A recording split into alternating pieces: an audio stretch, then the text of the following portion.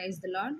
ఈరోజు కీర్తనలు 11వ అధ్యాయము 1 నుండి 7 వచనాలు చదువుకుందాము.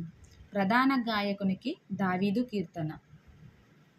యెహోవా, శరణు జొచ్చి ఉన్నాను, పక్షి వలె నీ కొండకు పారిపోము అని మీరు నాతో చెప్పుట ఎలా?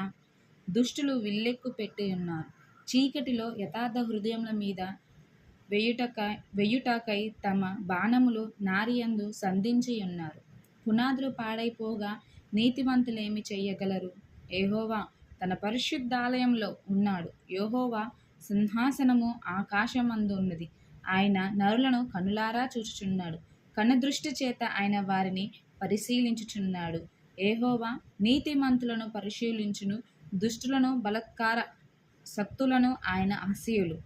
దుష్టుల మీద ఆయన ఉరులు కురిపించును, అగ్ని గంధకములను వడిగాలి వారికి పానీయ భాగమగును. యెహోవా నీతిమంతులు, ఆయన నీతిని ప్రేమించువాడు యథార్థవంతులు ఆయన ముఖదర్శనము చేసెదరు. ఆమేన్.